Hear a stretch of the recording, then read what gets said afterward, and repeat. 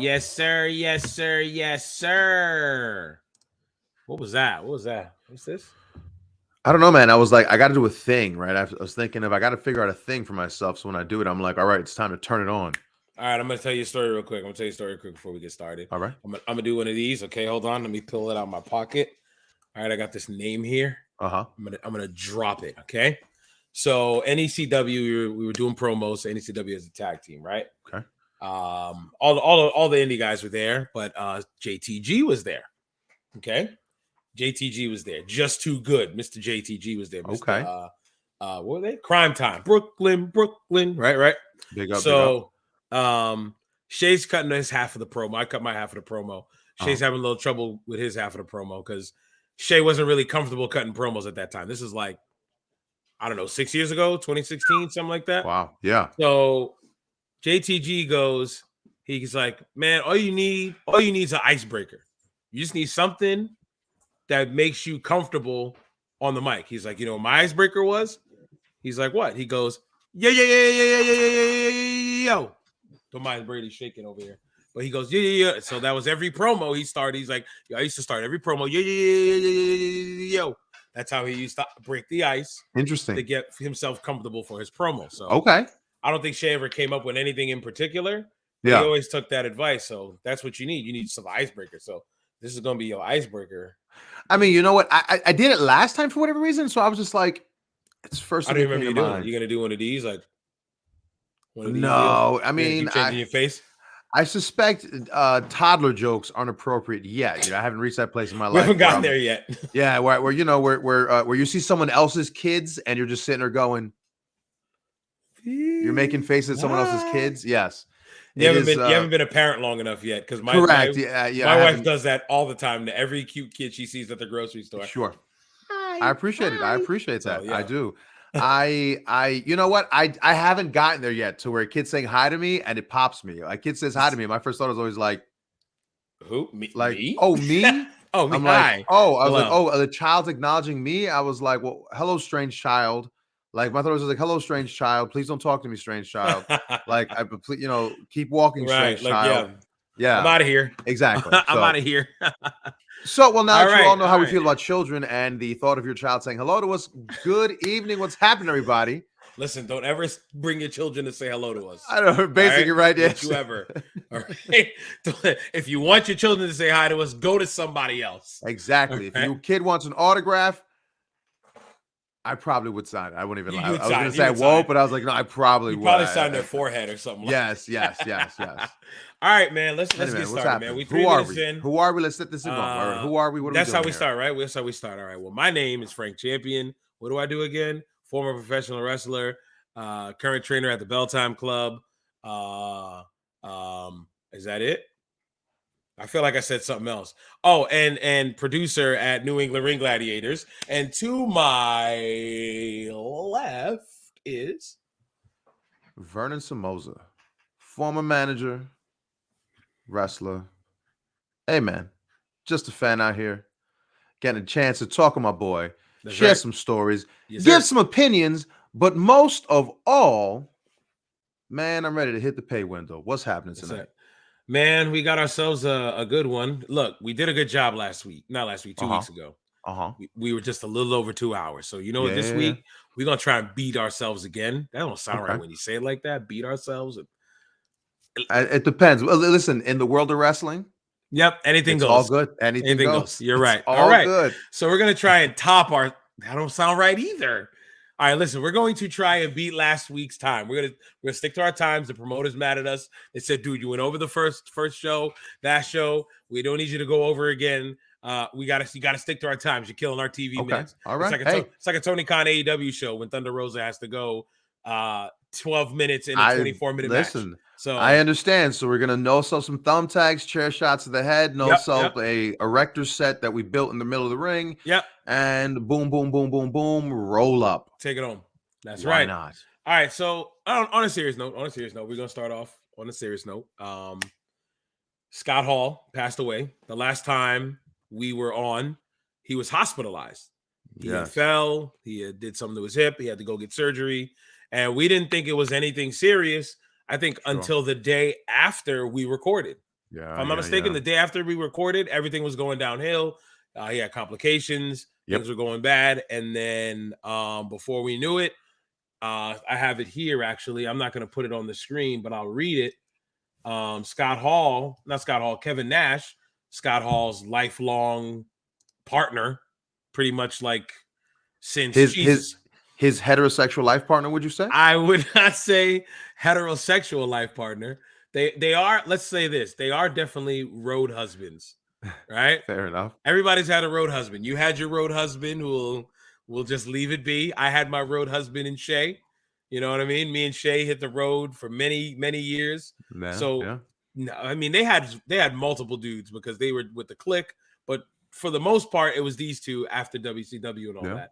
So I'm just gonna read the IG post that he put. I'm trying to remember what day it was, but this is showing me March 14th. It's modified.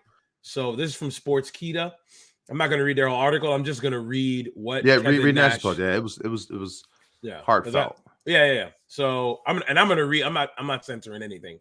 This is a quote. So Scott's on life support. Once his family is in place, they will discontinue life support. I'm going to lose the one person on this planet I've spent more of my life with than anyone else. My heart is broken, and I'm so very fucking sad. I love Scott with all my heart, but now I have to prepare my life without him in the present. I've been blessed to have a friend that took me at face value, and I him. When we jumped to WCW, we didn't care who liked us or hated us. We had each other, and with the smooth Barry Bloom, we changed wrestling both in content and pay for those. A lot that disliked us. We were the outsiders, but we had each other. Scott always felt he wasn't worthy of the afterlife. Well, God, please have some gold-plated toothpicks for my brother. My life was enriched with his take on life. He wasn't perfect, but he always said, the last perfect person to walk the planet they nailed to a cross. As we prepare for life without him, just remember there goes a great guy you ain't going to see a nut. Let me read that again. As we prepare for life without him, just remember there goes a great guy you ain't going to see another one like him again. I think he was just rambling a bit there. That's why I did read it twice. See you down the road, Scott. I couldn't love a human being any more than I do you. End quote. Man, what do you think about that, Vern? So I think it speaks to the love of wrestling, right? It speaks to the love that the brotherhood that this is. It speaks to the brotherhood of the business. Once you've been in the business of truly of what it is to travel the roads, right? Of how many times do we get nostalgic of talking about just, man, do you remember getting ready day of show every weekend and working all week just to go to a show? Yep. The entire week was literally right every night, play video games, go to the gym. Everything we did was just so we can make it to the weekend. Right. And I cherish all those memories, coaching football and all the things we did to buy time just so we can get back to wrestling. That's right. That's right. And so when you read that post, I mean, again, it makes me think of you. I thought, God, I was like, man, to think like, you think you ran the roads with somebody and to think like, man, we go back to the sixth grade. And it's like, geez, BWO. Right? Yeah. all that back then to now. And I thought, wow, like that's really that. So, I mean, I feel the words. Right. Now, again, do I agree with him 100? Did they change wrestling? I mean, sure, they had an impact on wrestling. They changed it, but again, I think an argument can be made that did they change wrestling? They changed wrestling and made it better for the guys on top. I don't know if they changed wrestling. They made wrestling better for everybody. Well, I don't want to interrupt you, but I'll say this. Please. They were some of the first few guys, besides like a Hogan, that got guaranteed contracts. Sure. Because Vince at that time was going, depending on what days you're on and this, that, and the third, your pay is going to change. Yep. They made the jump. WCW, Turner was giving out them dollars. He was making it rain in the club. And he said, how much I want, Scott? How much you want, Kev? That's it. I'll guarantee that you get this every time. So I give them that. Including the clause. Excuse me. That they always had to be at pay with the highest paid person there. Yes. That their pay always had to go. They always had a match. So that's where I can see where you're saying the whole top guy thing. I mean, again, I'm not here to dispute or say they didn't change, they didn't help further the business in some ways, sure, but I mean, again, sober eyes looking back at it all, right? Sober eyes looking back on everything, and not just being a fan and being like, oh my god, it was the best thing ever. I mean, they made it better for the top guys. They made it better for the guys who got money, Right. right? Well, But they also created an atmosphere where, all right, that became the thing then, right? It became the thing where if you were a top guy, then you had to try to squeeze every single last dollar. You had to try to demand every single last dollar, etc. But again, it also brought that attitude, right? It also brought the attitude of it's me, my guys. We work with the guys we want. We do with the right. We run with the crew we want, etc. Yeah. We are the top. We're the upper echelon. With the upper echelon, right? And so again, wrestling always had that, but never I don't think it was ever as pronounced or as obvious or as on the nose as when they took over. When they took over, and all of a sudden you didn't have to wonder who the top guys were, because you knew. you could watch the booking. You could watch the booking. Yeah. You could watch the matches. You could watch the guys who would lose by finger pokes, who would lose and do finishes, etc. And you would just make you go, what the heck is happening? Right. Who would cut promos, who would do etc. because they were untouchable. Right. So they could do whatever they wanted. And, so and again, I don't flaw that. That's not a flaw of theirs. Yeah, no. That's a flaw of those people who wrote those contracts and gave them that power. But again, I'm just saying that like, when he says we changed the business, I'm sure everyone thinks, oh, the NWO, but even the NWO thing, wouldn't you say the Monday Night Wars really don't explode, right? We don't get a Monday Night Wars until we get the Austin McMahon thing, right? I would say from the screw job, a little after the screw job, from that point on, that's when I believe the boil has become full bubble. You know what I mean? Okay. And well, I would say it would be the Monday Night Wars don't really come to that head moment and until you get Vince and Austin. That kicks it off, because that's really when you get compelling television on both halves. That's when both sides really come forward, full forward. That's what I'm saying. The NWO, does the NWO push the business? Sure, but I think it changed a lot of things, because at that time, you're talking. But did it though? But did it change it for the good? Again, sober eyes looking backwards, did it change it for the good? I would say, I'm not going to say everything. How many abortion angles do you need to see in wrestling? Right, because how many on the pole matches do we? All it did was take Crash TV wrestling and slam it into all of our faces. But you can't blame that on. Remember, we're talking about Hall and Nash. No, of course. We can't blame that on You're Hall right. and Nash. But what I'm saying is, that kind of Crash TV stuff was the hands of other people, and other people going, yeah, this sounds like a good idea. Let's put this pen to paper and let's put it on television. I know, but again, I'm just saying though, as I said, forward looking back, as much as we as a fan, and I know it, and I was just saying for that statement, that whole idea of like we changed the business.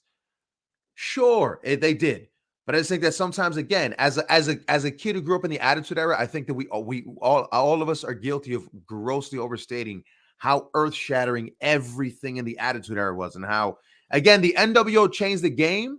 Yeah. But the game changing moment when they appear on Nitro, right? That changes the game. Boom. Game changing moment. The next game changing moment, Hall's right. Nash shows up. Another game changing moment. Whoa, outsiders, right? The different Eric Bischoff through the table. Yep. Right. Little moments here and there, here and there. Stage, I believe. Through the stage, right? So again, there's that whole thing. It created excitement. They tell a story that extended, but again, they also told a story that never knew when to stop. Like as much as we like remember, as much as we love to all remember the Attitude Era for as good as it was and everything it did, the NWO was also the story that never ended. Yeah, it's a never-ending story. The never-ending story. Absolutely. I agree with that. So let me say it was a story that after a while it hurt. So I mean, I realized this was a random tangent on the tweet that he put out there, but it's just but I love that tweet. I love Scott Hall, so big up. But this just again, every time we think about how earth changing it was, like I said, I It just just makes really, you think like it wasn't as cracked up as it was. it's just, Yeah, I'm gonna touch on that. I'm gonna touch on that. please, please, So please. so first I want to say I feel like I agree with what you were saying about how like you don't realize it until like you see stuff like this. How like guys like me and you like we've known each other. We're talking since about the same time that these guys got to meet each other. In all honesty, about 95, 96 was when we met each other in middle school. Mhm. And this was around the same time these guys were starting to become really close friends. So they've known each other almost their entire wrestling lifetime. I mean, Scott wrestled a little longer before that in AWA, and Hall really he was Vinny Vegas first. Yes, sir. Vinny Vegas first in WCW, but he was also there when they were No, no, Diamond no, no, no. He was Oz first. Oz. Oh, fuck Christ. Right. And then we had the Diamond Stud as well, around that same time frame. Then he went F and then Razor Diesel with both guys that were on top. So they were around each other a lot for a very long time. So I can see I don't look at them as friends. Those two were brothers, right? Those two were Absolutely. brothers from another mother, just like you and I. That's how I look at it. Sure. We're just brothers who have two sets of parents. That's what it is. Because that's just the bond that was made. And it's when you lose somebody like that, I can Oh, it understand. hurts. Yeah, of course. I can understand how heartbroken he was because it's just like, bro, I just lost a brother. Like, Yeah. you know what I mean? So I could totally see what how he's feeling right there. I think there was something else I wanted to touch on. Well, listen. Share with me a Scott Hall memory, man. A Scott Hall What's memory. your favorite Scott Hall memory? What's your favorite Scott Hall memory? Well, Or Scott Hall? Something I about don't. Scott Hall that stuck out to you. So it's probably one everybody has, but the thing I remember about Scott Hall the most, and now don't get me wrong, I loved Razor Ramon. Loved Razor Ramon. He made being a bad guy cool, right? He made being a bad guy cool. Yeah. Oh, yeah. Oh, Right. yeah. Everything Scott did. Hey, who had you tossing toothpicks? Scott Right. Hall. Right. Chico. I remember that. Me and Ice used to do that on the block Who all didn't? day. Who didn't? Chico. Who Right. didn't throw Right. toothpicks at That's somebody? up there with like doing the crotch chop to sweeten somebody. That's just something that you knew It what that made its was. way into the collective sphere, Correct. and Correct. everybody co-opted it, man. As much as he did it, I still always loved it. I have this not even a vivid memory as a kid. Uh-huh. I had to be I had no choice but to be a WCW guy. Pop set a crazy curfew, 9:00, go to bed. So Copy. only wrestling that I got to see once my parents said, okay, you can watch wrestling with your brother was from 8:00 to 9:00. Raw started at 9. Wow. So I had to watch Nitro for an hour and then sometimes try to sneak. They can have my TV low with the brightness low so I didn't get in trouble till my pops opened the door, like, turn off the damn TV. So it was like that. So, but before that, it was always 8 to 9. And who was always on at that time to open the show and had about 2 or 3 segments before the 9:00 hour hit? NWO, right? Oh, So okay. my favorite Hall moment is him always doing the survey. The survey it may be something cheap, easy to think. The survey where he comes in and he just, hey yo, and it pops the crowd. Everybody has one. Yeah. Right? Everybody, you get your hey yo, pops the crowd, and he asks, did you guys come to see WCW? I mean, to this day, you sent me a text no, not you, it was Shay. Shay sent me a text that said WCW, and I immediately think Scott Hall. And we weren't even talking about that WCW. We were talking about the WCW you and I have both done shows for. Sure. We were talking, but we said WCW, and we knew we were talking about Scott Hall. Yeah. Or did you come to see the NWO? It was around that time where having that kind of catchphrase where the fans participated was huge. Yeah, fan interaction became a thing. Right, Yeah, it was starting to really become really important to the match. because DX did it. Let's get ready to suck it, all that stuff. Which is now that I'm older, I'm like, we were literally telling people to suck it. Let's get ready to put your mouth on my member. That's literally what we were telling people. Like, with sober eyes and sober hearts, the Attitude Era is weird. Retrospect is crazy. It's absolutely crazy. Yeah. But that's one of my favorite Hall moments because again, it's just I think of that. I think if I were to put that on right now, I'd probably be watching it like this, just cheesing the entire time, because it brings me back 96, 95, 96, 97, 10 to 13 years old, watching these guys, seeing him as Razor Ramon at first, and then seeing the real version. How many guys at that point did you see were going like, it's Scott Hall? You know what I mean? It's Kevin Nash. Before it'd be like, it's this gimmick name, it's that gimmick name. But they were just like, no, for national television, for national television TV, 100%. I mean, right. Again, it was happening, but not on. I mean, because I could say, yeah, sure, on ECW, but I don't want to be that person right now. So that's why I was like, I said, on a national scale, no. So you got to remember, I'm a kid. I didn't learn about ECW. Correct. That's what I was saying. I was like, hey, brother, let me. Well, actually, if you want to be smart about it, So let me leave my basement and not be that guy and say actually. But yeah, no, I hear what you're saying. Yes, that 100%. Right. So tell me what you got for you, man. What's your so for me, I mean, I would love to say I have a match, etc. Of course, all the matches, moments. But for me, when I think of Scott Hall, I think of actually the other day, listening to the radio the other day, Bully Ray tells a story. First time he meets Scott Hall, he says, "Hey brother, nice to meet you." Guy, right? Scott Hall says, "Hey brother, how are you? Nice to meet you." Bully says, "Hey, how do you take your finish, brother?" Right? And he goes, "Oh," explains it to him. He goes, "Oh, great." He goes, "I'm gonna kick out at 2." And Bubba looks at him and goes, "What?" And he said, Scott just stared at him and goes, "All right, man, see you later." And just no soul the rest of the time. And Bubba says he was getting hot. He was getting red hot, because he's like, who the hell? All right. And it's just like, that's what I think of Scott Hall. Right. And many times you hear guys tell stories that he'd be like, "Hey, kid, what's your name? What's your finish?" "All right, great. I'm going to kick out at 2. Just that thought of like the first time you meet this guy, the first thing he tells you, "What's the name of your finish?" Bury your finish. Can't wait to kick out at 2, right? Bury your finish. Yeah. I remember the first time I heard it in a shoot interview. Like that was something we used to say to each other. Like that was it was a joke in the car, right? Right. Asking guys who they were because you're going to kick their finish. You're going to kick out of the finisher too. Out of that finish, damn right. So I look at it like this. So I feel like that was Scott's way of kind of like not really testing you, but trying to get you to be a little, in a way, a little comfortable in an uncomfortable situation. You're the new guy. You're the new guy coming in. Here comes this big top star, and he's not, when I say big, I mean literally big. He's like 6'7", 6'8", 280-pound man. He's a big dude. Yeah. Right? That's one thing you couldn't say. That's one thing I think we could all agree on Scott Hall. That was a grown man. Oh, he was huge. He was a huge dude. But I'm just saying, but from the look, the facial, the chest, they look like a grown man. Remember Big Scott Hall? Now that I'm thinking about it, you were talking about him using his real name. He was using it then in AWA. He was, I think it had to be over 300. With that big old mustache. The man mustache, that big curly mustache, right? Heck yeah. So I feel like it was his way of trying to like break the ice with you. So he did it in a way that he found humorous, but the way he delivered it, it would piss people off. Oh, deadpan. I could imagine him being like with that sarcasm and, hey, brother, what's the name of your finish? Can't wait to kick out at 2. Right. I'm just walking away from you, just being like, what? What the Who's this son of a bitch burying me right now? Right.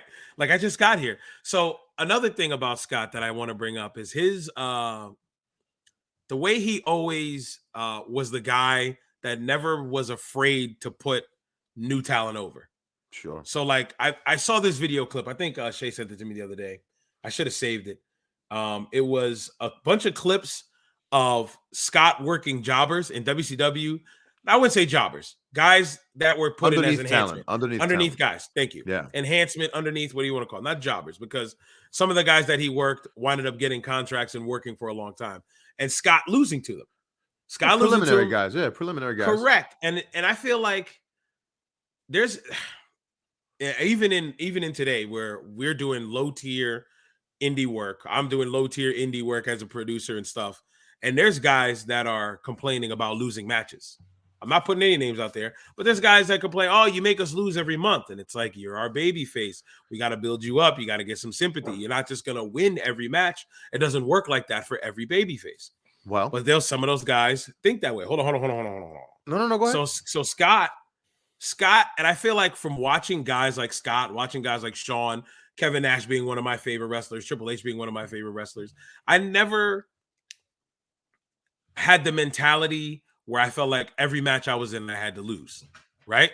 So it's like I see a guy like Scott putting guys over like Kid. I think there was even one time, I think in WCW, he lost to Horowitz. If I can remember that video footage correctly, but he lost to guys that were normally underneath. And I feel like as big as the star you are, when you lose to a guy like that, it makes a more memorable moment than you just beating up on the guy who's underneath you. Because if even in a real fight, if I were to pick on, I'm 6'3", 350 pounds. I pick on a guy 5'8", 150, and I beat the life out of him.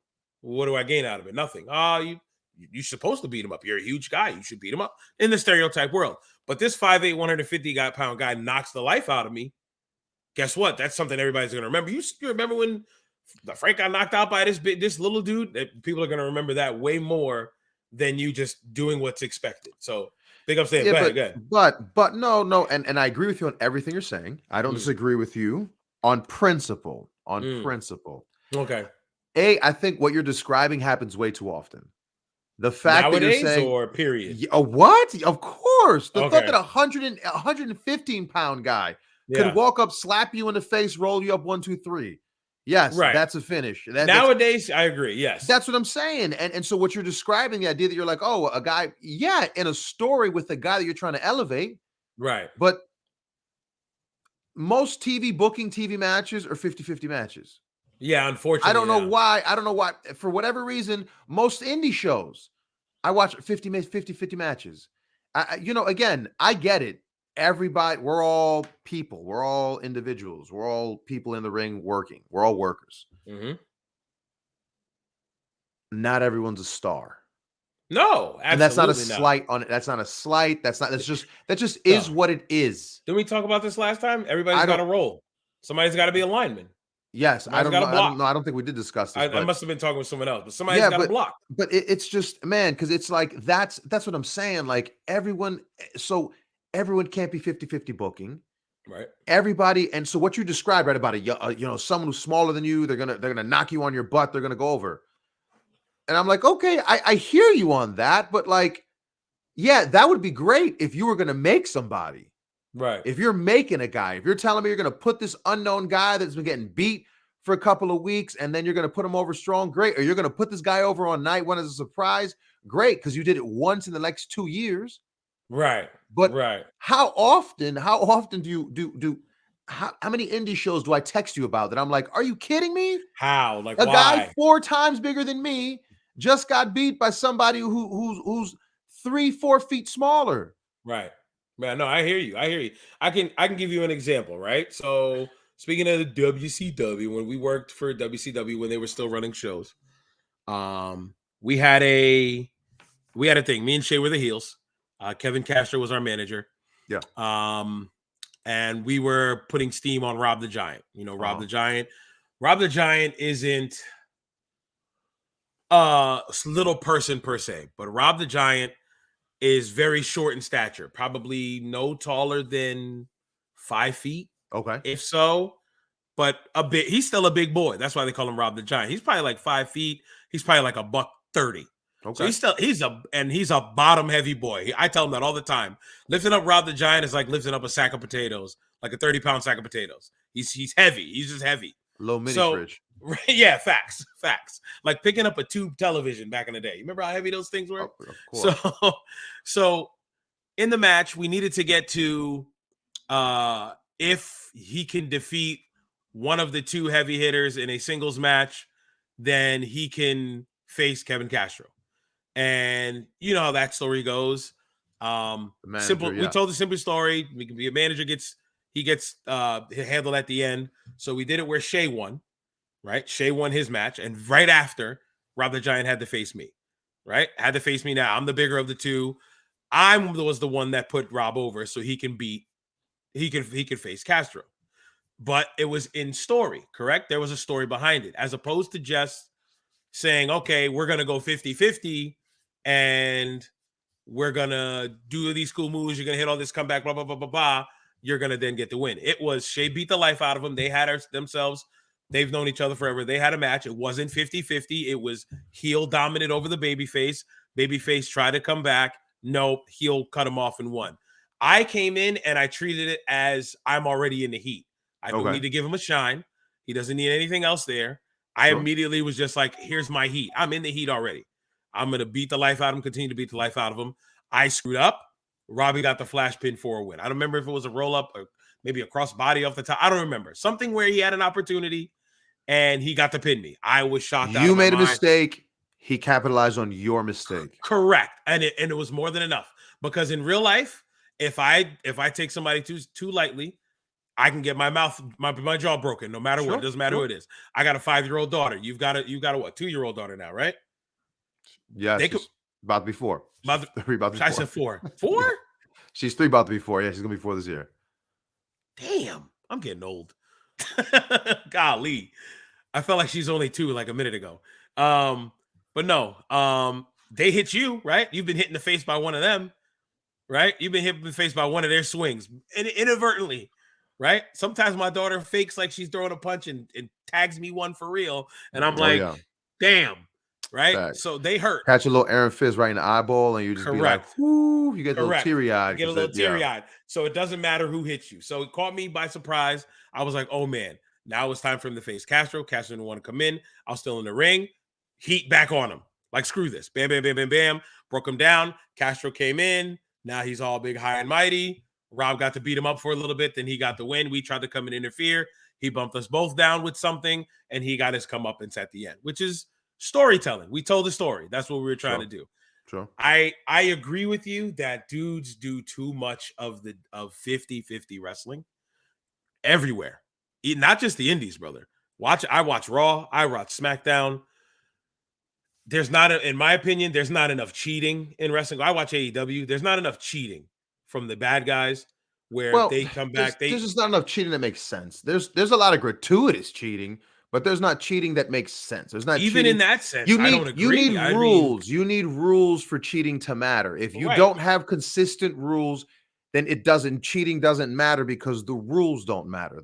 You got to break, because that's what gets you the hate as a heel. It's in ring, because if you're cutting a promo, you can be cheap heat and call the fans idiots and dummies. An interview promo. Sorry, no, in a promo. Period. Yeah. Okay. When you out there on the stick, you got the mic in your hand and you're berating the fans. You could be cheap and get heat like that if you want, or you can be compelling and come up with something where the story you're trying to tell comes across as you're the dick, you're the asshole, you're the guy that's not supposed to be liked, right? So I feel like in matches, what I'm talking about, like physically in actual matches, I watch more Raw than anything, because SmackDown is a Friday. Usually I'm not home for some reason, either with the kid or with the wrestling shows or something. And AEW, I usually catch the tail end of AEW. If I had to watch a whole 2 hours of AEW, I might blow my brains out. I'm kidding. I wouldn't. I'm not doing YouTube. I'm joking. Spotify, I'm joking. But I watch the matches, and it's more of the same thing. Right. It's not enough. It's not enough of this guy is heinous and he's willing to do whatever it takes to win. I would say absolutely. There's actually a lot of that on AEW. There's lots of guys who do anything. I think there's actually too much of that. That's the problem. The problem is I didn't say do anything, like as opposed to doing whatever moves they want.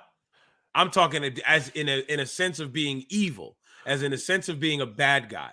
Well, you're doing anything you can to win, like whatever it takes as a heel. Because if you have an example, please enlighten. I mean, did we not just see a cage match in which 2 women use thumbtacks, use chairs, use an erector set of chairs, used all manner of weapons, bludgeoned each other rubbed each other's faces into the cages, we're giving each other live rounds, we're bleeding from the head, etc.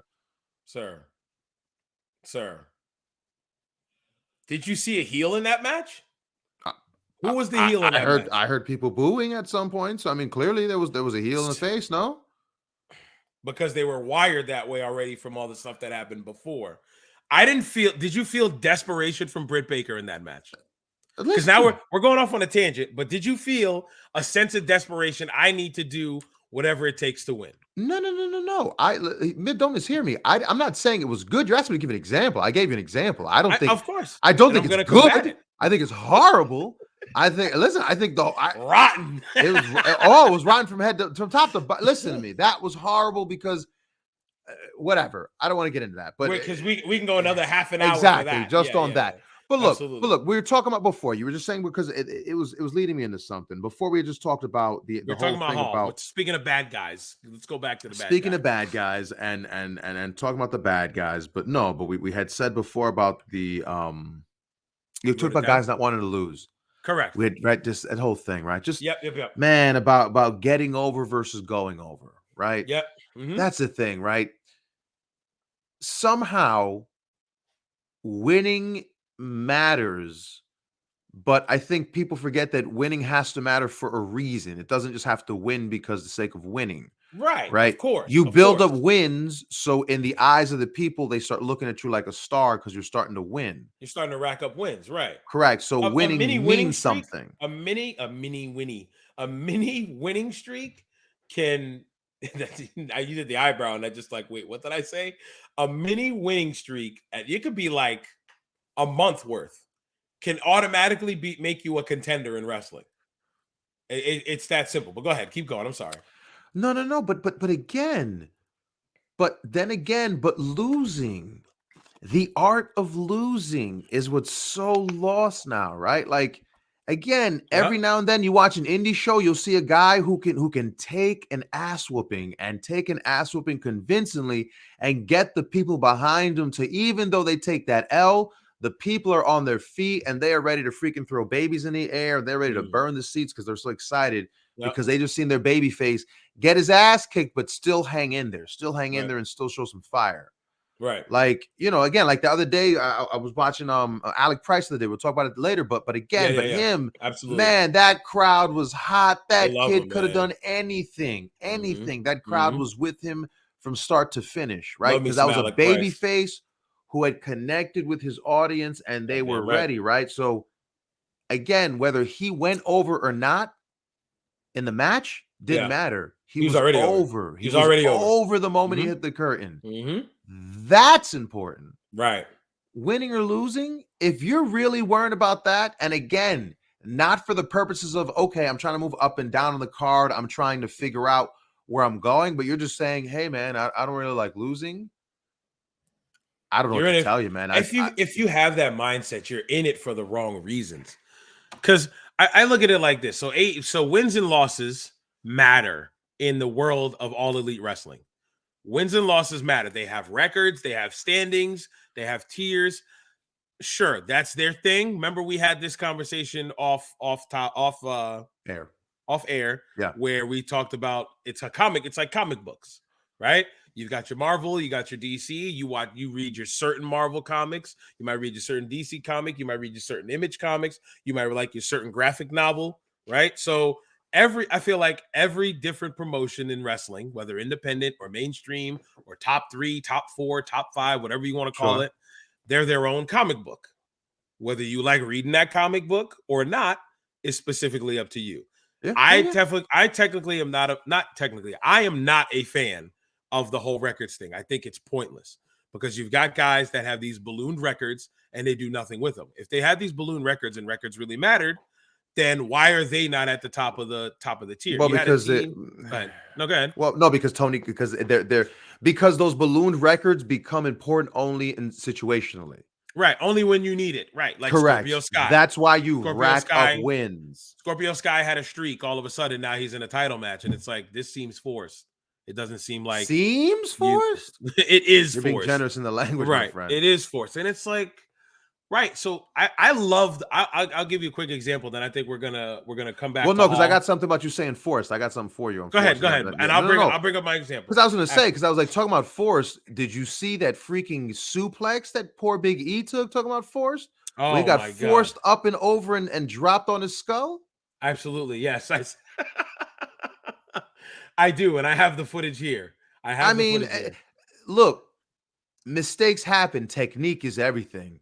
Right. And it was a mistake, but Why you talking about 50, going back to 50-50 booking, right? That's what I'm saying. That what a great segue. You kept talking about why in Christ's name is Big E taking a suplex on his head, on his back? Doesn't matter what they thought they were going to do, but why is he taking that move on the outside on a TV match for an angle that he's just going to pop up from the roll into the ring for? So this is perfect. This is perfect because you know what this was. I didn't watch this match fully at all. I just saw this clip, but I can already tell you, right?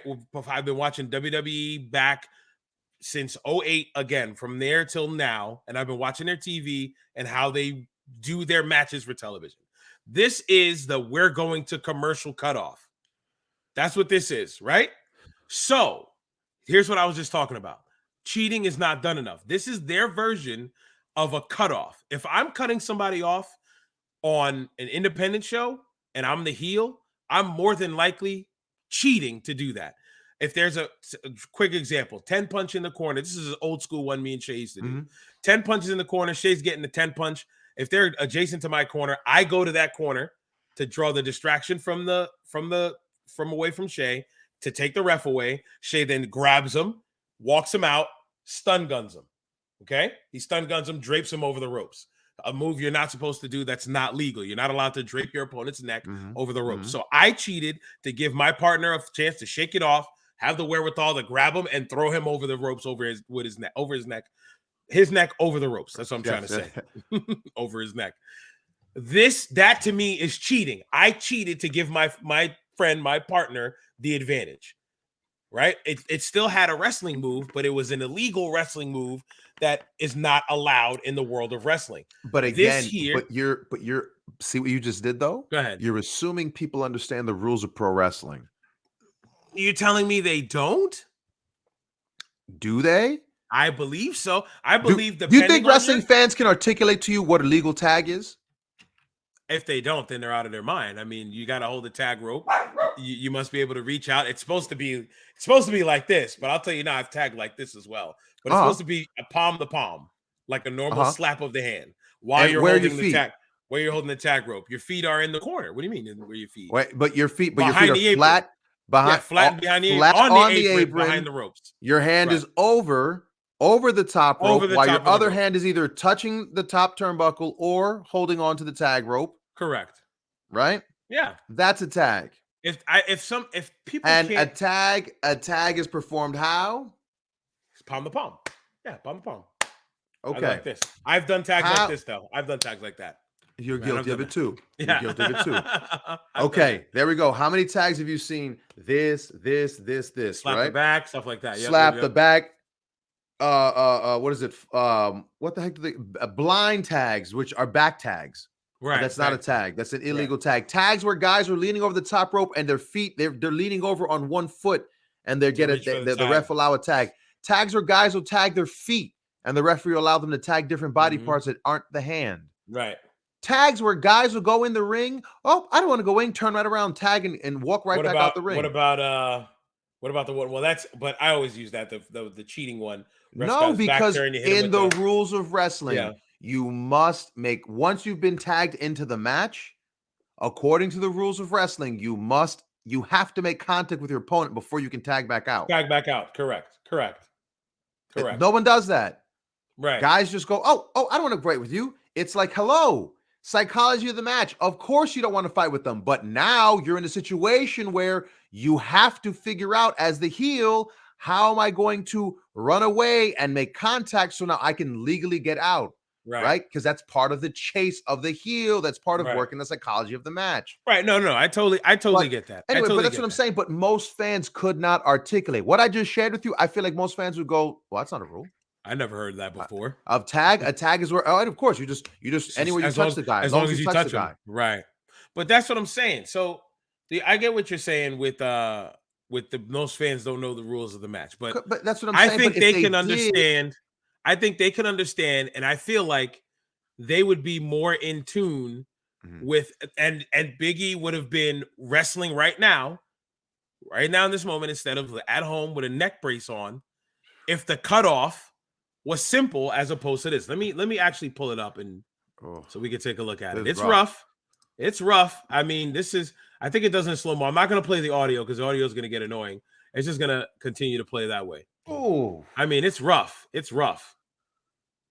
And there's another angle. There's another man. angle of Big E taking this suplex, and he's stiff.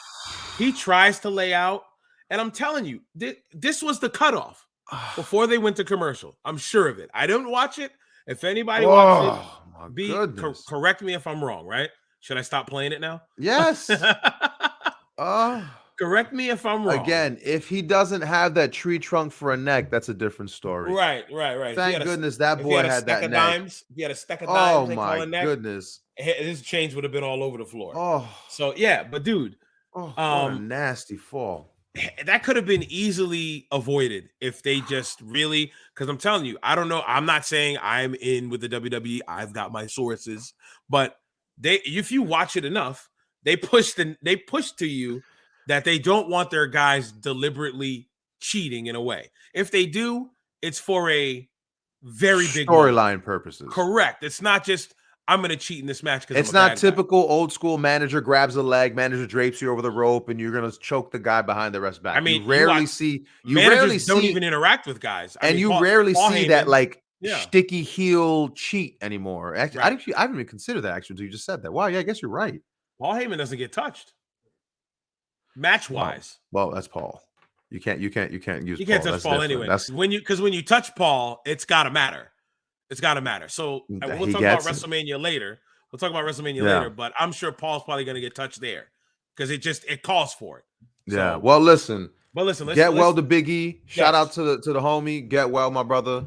Yo, speaking of WrestleMania, Hall of Fame, let's go. 2 new inductees. I got to get your take, my friend. Got to get your take. Why am I hype? Why are you so hype about it? Why are you not hype?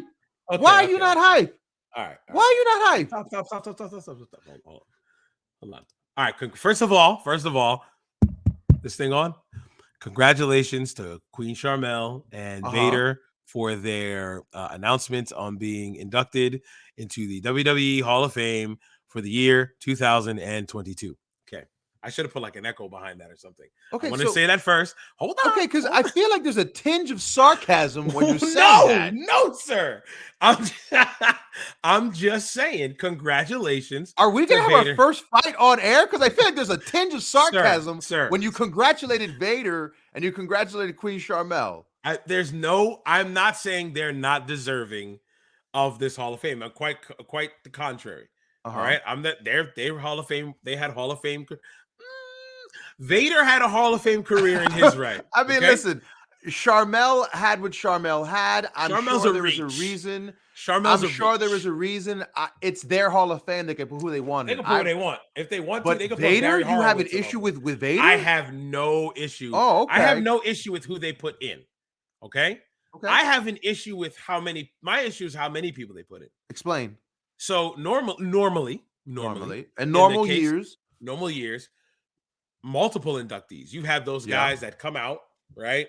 And they line up the entire stage of WrestleMania. Sure. And you've got the Bushwhackers and Mark Henry and Farouk and blah, blah, blah. And then they've got that main event guy that gets his music played. Ric Flair, woo! And then he comes out, he gets the big standing ovation. And it's nice. You get to see all the legends lined up and you see a bunch of them. The fact that this year we are a week, as of right now, it's March 23rd. It's March 23rd right now. Okay. We are a week. We are a week away. Yeah. We have only 3 inductees. So what's your issue? My issue is I believe that's it. And there's no more. So what? You've got to give me more, Vern. Why? Why not? Why? Speeches you're not going to listen to. Oh, you're really mad because you're not going to get to listen to speeches at the Hall of Fame. You're not going to have to pretend you're going to listen to. How many Hall of Fames have you watched the entire speeches for? I don't care about the speech. Then why do you care how many people go into the Hall of Fame? It is the prestige they give you of putting these people in the Hall of Fame. You're telling me there was only 3 people worthy of that this year, Vern? Only 3. The Undertaker is what? So why leave it would as the anyone Undertaker want to go in? Why would anyone else want to go in? So save Vader, Save Sharmell for 2023. Why? Vader was long overdue.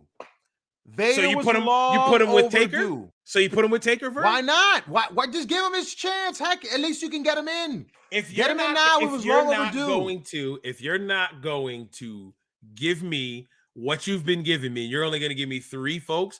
It feels like it's not even what's the word I want to use here? Like the importance of it doesn't even matter. I don't understand this. This is a joke. Are you doing a bit right now? This isn't real. I'm 100% You're doing a trolling. bit. You're doing a bit. This isn't real. How could you be upset there's only 3 people? That doesn't even make sense. How can I not be upset is the question. Have you ever watched the Hall of Fame ceremony from beginning to end? I have. And every speech. You've watched the unedited version beginning to end. I didn't say I did. I didn't say I did. But what I'm saying, then I'm not talking about. So why are you so pinpointed on the speeches? Because that's what's the point of a Hall of Fame if not to watch the speeches? The actual prestige of being in the Hall of Fame. Of being in the Hall of Fame. So you watch the Hall of Fame for the picture? I don't watch the Hall of Fame. So why are you getting hot about that? Because you'd prefer the Hall of Fame to be the Hall of Fame picture ceremony? I didn't say that. I'm not. The Hall of Fame trading card ceremony? You're stuck on the ceremony. Because that's all it is. If it's not that, what else is it? What do you mean? You're being enshrined into this Hall of Fame. Okay. These are the people that have meant this much to the business. Yes, I understand that these people deserve it. Sharmell, yes, is a reach. I will say that till I die. Sharmell is a reach. Okay. Vader, Taker, well-deserving. Their careers are amazing. Okay? I'm not going to hear a Vader speech, brother. I'm not going to hear a Vader speech this year. Okay? So your 2 speeches are Sharmell and Taker. Okay? Since you want to stay on speeches. Sure. Your speeches are Sharmell and Taker. Okay? So in your sense, why do you have Sharmell doing a speech? What is Sharmell going to talk about? That's so intriguing. Just have it as Taker. I'm not sure, but I am sure there is someone who is very proud of her, and I am very glad that they get to celebrate her. Because the prestige of being able to have her in there, because you know what? Who wouldn't want to drive there just to take a photo? You know what? They should have done it over Zoom. The way you make it sound, we just should have just had it over Zoom because, hey, folks, who cares? Saying that. Because according to you, the NFL Hall of Fame, the point is just to get the shrine. We don't want you to give a speech. We don't want anyone to show up. The shrine. The bust is what lasts forever. That's it. Stop. The bust is what lasts forever in these other Hall of Fames. When your child's old enough and is a huge fan of the NFL, let's say she is, and she says, Daddy, I want to go to Ohio. I want to go see the Hall of Fame. Are you going to go take her to see some speeches? I'm sorry. Am I going to take her just to look at bust, or am I going to show her video footage of these players and discuss them and tell her the stories of who they were and what made them legends? The story is what matters. The shrine is just the byproduct. The speech doesn't matter. Oh my God. The speech don't matter. Oh my God. You were so stuck on the speeches. Stop. Listen to me. Oh my God. See, this is the kind of wrestling you like. See, this is okay. I'm sorry. Forgive me. You're right. I understand. It has to be a super kick party, bro. I get it, brother. If it's not a super kick party, I didn't say that. I said, apparently it must be. Hold on. I said, if you're not going to give the people the normal amount, the ample amount of people who are deserving, one more deserving than Queen Sharmell. Stop it. Stop this fucking head shaking. God. More deserving. Add them because there's more people that deserve it. Okay. Stop. Why does the number matter to you? Your reasoning for the number is because they used to do it that way. Things evolve. Get over it. You no longer get the same. You no longer get the same amount of what the heck was it? I used to order back in the day. Oh, chicken wings at Buffalo Wild Wings. Now the order, the large, they changed it. Are you going to go fight and write corporate letter? Yeah, right. Listen, hold on. If these dudes gave me an 8-piece, and all of a sudden I get 6 pieces, I'm pissed off. Goddamn right, I'm pissed off. You less? No, they keep the same amount. Wait. Okay, They hold on, gave hold you on, hold on, six. hold on. They gave you 6, but the pieces of chicken were bigger than the original 8. The pieces No, of 6 no, were much no. bigger than the 8. Okay. So Charmel is a big chicken piece, you telling me? She can be a little one. You have the Undertaker. So what he's the more biggest do piece you? of chicken. Yes. So leave him as the only piece of chicken. No, because you Why get a not? biscuit and you get French fries. What do you get angry for? So okay. You are just an unsatisfied fan. I've never been such an unsatisfied fan in my life.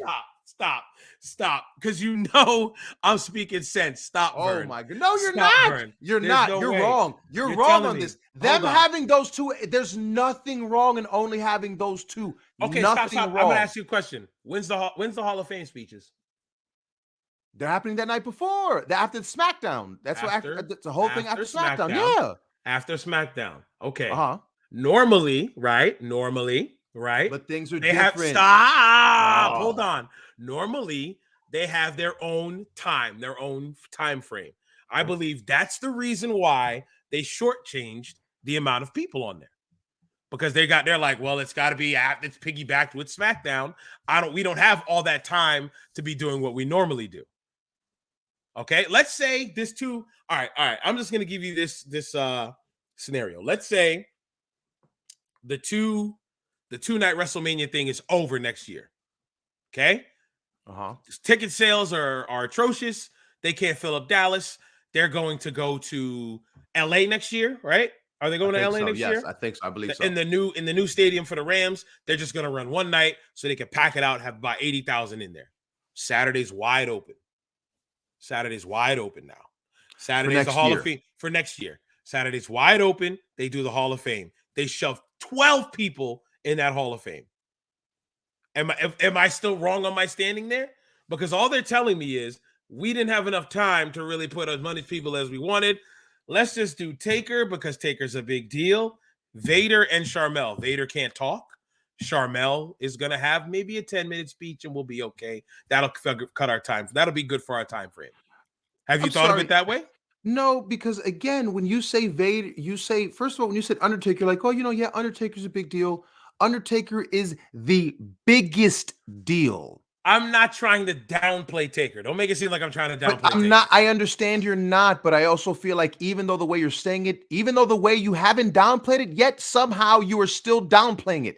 It is the Undertaker. Oh my God. Listen, the Undertaker. This is why I said give it to just him. GOAT. No, because there's nothing wrong. Who in their right mind gets angry that they get a tomahawk steak and then the chef comes down and says, listen, I got a little mashed potato for you and here's little onion rings. Who goes, yo, chef, for real though? We gonna really have a problem, bro? You gonna hand me free? You gonna put Vader, extra? Vader and Charmel are just sides. They're just sides. No, but they've done in their career. Vader is long overdue. I agree with that. Then put him in 2023 and leave Taker to himself. By your own admission, he won't even give a speech. And you know what? I'd rather Vader at least get this moment to be talked about instead of him being inducted into the legacy class to get some guy doing a copy read about him and just have a photo on a screen. That's what's going to happen regardless. That's happening regardless. Isn't someone in his family is going to accept on his behalf? Of course. And that's going to happen regardless. And they're going to give a speech. And I'm going to be happy and I'm going to smile because that's why I tuned in to hear the speeches. The thing that matters. I'm done. Yo, you know what? Speaking of WrestleMania, let's talk about the card because if we keep talking about this whole thing, because I just, by the way, this will not discontinue this conversation. You're wrong on that, and I do want you to know you're 100% wrong on that. You watch for the speeches, you don't watch for the enshrinement. You watch for the damn speeches because that's why we have video footage so we can tell the stories. Don't listen to Vern. I'm right. Let's talk about this card. Let's talk about this Mania card. So Mania. Let's talk about that Mania card. I'm not gonna throw it. Should I throw it on the screen? What do you want me to do? What do you think? Yeah. Well, read it to us. Read it to us. Don't. Yeah, you can read it to us. We'll read it. Because we talked about it last time. So what are the matches we didn't talk about? That's right. So, I wanted your opinion. So we're gonna go through the card again. We're gonna update the card because this will be the last time we're on until WrestleMania. Next time we get together, we will get on here and I am going to come on here to either gush about them being able to still put on a great show, being able to still demonstrate to the world what it looks like when it's done correctly, or I'm going to come on here and say, well, boys, like a New York Jets fan, we'll get them next year because it will be a somber mood and be like, man, I'm disappointed. So I'm throwing this out there now to you. Please. What do you think? We just cover straight WrestleMania next show. Sure. I mean, I don't know. I don't know I don't know how big the news world will be. Maybe we can cover like the things that happen around WrestleMania, like some of the other shows that happen. Maybe do some quick results. I was going to say, I was like, so dive deep into. I was going to tell you this weekend will probably. I mean, with Mania happening. So I'll be honest with you. I'm more than likely will probably be checking in on a bunch of those indie shows, of course, because that's obviously what I mean. You know, I obviously I'm watching tons of indie, but the Fed stuff, I usually watch Fed stuff replays. I usually replay the Fed stuff. Right. If you can't catch, well, it's two nights, so you probably won't catch both nights with us. Yeah, because of work. But we'll watch a good amount of it together, no matter what, with Shay and Dell anyway. Anyway. So, but yeah, I feel like we come in. It'll be the week after, right? If I'm not, yeah. So it'll be that next Wednesday. Yeah. So again, I should either be onto the moon or ready to just end it all, because April 6th is the next time we're on. I'm going to be staring into the abyss as wrestling is dead for me, because now even Mania has gone horrible. So, all right. So look, let's talk about what's the card. So what's far. The card? Give it to me. There's 11 matches announced. That's over 2 nights. Over 2 nights right now. There's 11 matches announced. Okay. The way this person broke it down on Wikipedia, I'm guessing. Yeah, on Wikipedia. There's actually 12, because there's one thing missing, and it's Stone Cold and Kevin Owens. Because it's not a match. It's a segment. It's not a match. It's just a TV segment. But it's such a big deal. I'm still going to count that as one of the things we're going to talk about. So I'll run through all of it, and then I know you can see it on your side, right? You can see the card and whatnot. You can click that link so you can follow along with I'll me. pull up the card, because I feel like we can bounce around from match to match. So they're saying on night one, according to Wikipedia, which is, grain of salt over the shoulder, whatever you want to do, Becky Lynch, Bianca Belair for the Raw Women's Championship. The Mysterios against Miz and Logan Paul. Our celebrity tag match. Drew McIntyre and Happy Corbin in a singles match. That's the match I got added to there. Yep, that's one we didn't talk about last time, I believe. Usos versus Shinsuke and Rick Boogs, which for the SmackDown Tag Team Champion. That wasn't one we knew for sure yet. I don't believe so. And then you got Charlotte Flair and Ronda Rousey. That's what they're saying is night one. So we'll go off of what Wikipedia is saying, because I find something weird about that. But we'll keep going here. Night two, Zelina and Carmella. So this is the 4-way tag match for the women's tag title. Zelina, Carmella, Sasha, Naomi, Rhea, Liv Morgan, and Natalya and Shayna Baszler. You see the women pull in 2.3 mil the other night? So the women pulled in 2.3 mil on SmackDown the other night? Really? Charlotte and Ronda? No, on SmackDown, the girls you just named. All 4 teams? It was Liv. It was Sasha and Naomi versus Rhea and Liv. 2.3 million eyes. Yeah, wow. Man, they crushed it. Yeah. Wow. Okay. Yeah. See, I didn't get to watch hell of a rating. They had a hell of a rating last week. Yeah, SmackDown crushed last week. Actually, no, I think I did get to see that SmackDown. I think I watched it on Sunday with my kid. But, cooking in the background and whatnot, it was background noise. So damn, that's good. Hell yeah, 2.3. Good spot for them. Then we got Johnny Knoxville, Sami Zayn, in an anything goes match. That changed. Now it's an anything goes match. I mean, let's be honest. Did you expect it not to be yucked up, not to be hoked up for the sake of Johnny Knoxville? Of course, it had to be. It had to be. I mean, look, he did that interview on Stern where he said he wasn't going to do any more stunts, and part of me was like, didn't this guy just say recently on Stern that he's done doing these kind of ridiculous things? And like, I was like, I'm sure they're talking him into doing something crazy.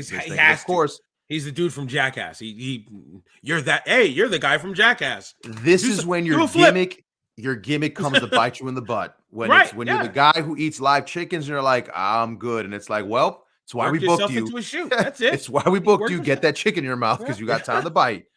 All right. So then it's Pat McAfee, Austin Theory. We got forward to that. Triple threat. Oh, wow. Triple threat tag match for the WWE Raw Tag Team Championship. So it's RK Bro, the Street Profits, and Alpha Academy. So I kind of feel like that one, your Street Profits are in there to eat the pin. I feel like Alpha Academy is going to go over, and Profits are in there to eat the pin, Could so be. they can take the belts off RK Bro without having to pin them. Right. Could be. Then Edge, AJ Styles, and then of course winner take all. The reason this Mania exists, right? This is why it's stupendous.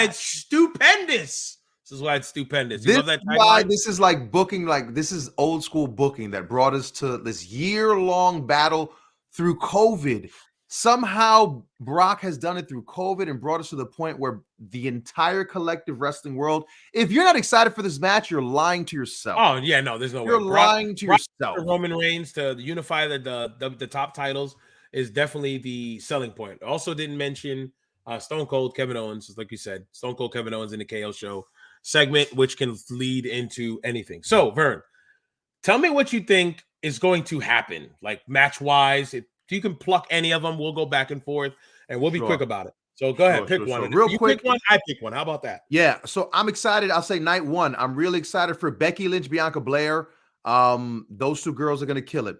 Bianca is something special.